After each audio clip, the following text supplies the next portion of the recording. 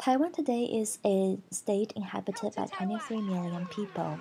An island that is 1/20th the size of California, Taiwan enjoys a vibrant industrialized economy and democracy, while its status as a state remains contested. Originally inhabited by Aboriginals of Austronesian origin until the 1600s, the island of Taiwan underwent waves of occupation from the Dutch, the Spanish, and the Chinese Admiral Commercian before the Qing dynasty of China invaded and annexed the island in 1683. Chinese migration into Taiwan started a few decades ago before the official occupation of Taiwan by China, though. Taiwan was then ceded to Japan, which ruled the island from 1898 to the end of World War II in 1945. The outcome of the Chinese Civil War led to the exile of the Republic of China government in Taiwan, while the People's Republic of China was established in mainland China. Even today, the Republic of China's constitution claims sovereignty over all of China, an outdated claim that has been politically abandoned since 1994. Nevertheless, the de facto government of the Republic of China, as well as its people, continue to struggle to come up with a comfortable way to relate to the People's Republic of China, with which Taiwan's history and identity are intricately linked. Corroborating the theses of Gellner and Hobsbawm, the building of Taiwan as a nation really stemmed from the resettling of the Republic of China in Taiwan. Prior to that, collective consciousness exists and is confined within individual communities. For example, within each an Aboriginal tribe or within Han Chinese immigrants that came from the same province.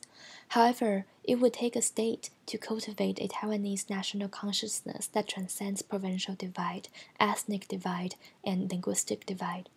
Meanwhile, the nationalism that emerges out of Taiwan is one complicated by its historical and cultural closeness to China, by the People's Republic of China's irredentist claim, as well as by the international community's reluctance to support full-fledged Taiwanese independence. Early Taiwanese nationalism based itself on the opposition to the mainlanders. The term mainlanders refers to nationalists that fled to Taiwan with General Chiang Kai-shek, who formed the backbone of the KMT Nationalist Party. In the first 2 decades, Taiwanese cultural distinctiveness and political activism were oppressed brutally by the KMT, which was then seen as incompetent, corrupt, and abusive. In an effort to subdue and consolidate the population, the use of the Mingnan dialect, a common dialect of Mandarin used by 70% of Taiwanese locals, was forbidden in favor of the standard Mandarin dialect. Socio-economic stratification also occurred along the mainlander versus locals divide. Violent crackdowns of political dissenters later fueled the independence movement. Taiwanese nationalism transformed with the gradual democratization initiated by the KMT in the 1980s, when the prospect of reclaiming China became unlikely, especially after transfer of the UNC to the People's Republic of China in 1971. The KMT began to allow for multi-party representation and aggressively pushed for land reforms and economic development. In its shift towards democracy and economic liberalization, the KMT furnished additional materials that Taiwanese identity may draw on. Political identification with democracy and economic freedom became embedded in Taiwanese nationalism, as they were one of the few markers that allowed Taiwan to distinguish itself against the People's Republic of China, especially in the context of Cold War and Taiwan's increasing diplomatic isolation. The rehabilitation of Taiwanese culture is a consistent theme since the 1990s, especially under President Lee Teng-hui and President Chen Shui-bian. The Taiwanese localization movement sought to highlight the importance of a separate Taiwanese culture rather than to regard Taiwan as solely an appendage of China. In translation, this meant the teaching of the history of Taiwan, geography, and culture from a Taiwan-centric perspective, as well as promoting languages locally established in Taiwan, including Taiwanese Hokkien, Hakka, and Aboriginal languages. As thus, the newly constructed Taiwanese nationalism is universalist in its endorsement of democracy and economic prosperity, as well as nativist in its accentuation of the distinctiveness of Taiwan and its people. Under President Lee Teng-hui, The cultural and historical specificity of Taiwan, which differentiates itself from the PRC, was a dominant discourse cited in an attempt to gain recognition of Taiwan as a state. In 1999, reacting to China's rising economic and political eminence, President Lee took a step further in asserting Taiwanese independence by stating publicly that as Taiwan constituted a separate country from the People's Republic of China, the relationship between the two could only be that of particular relations between one state and another. With the election of Chen Shui-bian to the presidency in 2000, the rehabilitation of Taiwanese culture as an agenda became even more dominant feature of Taiwanese nationalist policy. The content of this constructed Taiwanese culture is to be forged through a multicultural approach that, by highlighting the various historical contributions to the Taiwanese identity, dilute the Chinese inheritance. Any cultural event deemed to be typically Taiwanese receives financial and symbolic encouragement from the state and are presented as Taiwanese, with the byproduct of an increased importance placed on the aboriginal cultures. In contrast, events that remind Taiwan of its cultural connections to China were relegated to the background. At the level of education, school curricula were revised to place greater importance to the history of Taiwan after 1500, which foregrounds its Austronesian identity and the Dutch colonization with the aim of portraying Taiwan as a melting pot forged by Chinese as well as Japanese, American, and European legacies.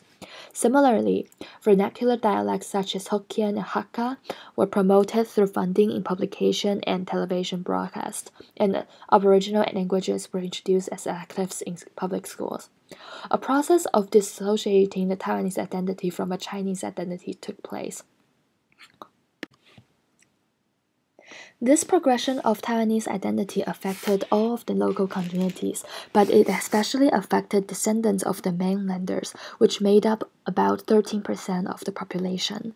Under such a conception, the authenticity of the Taiwanese identity of second or third generation descendants of mainlanders were brought into question, and their loyalty to Taiwan was often unfairly doubted.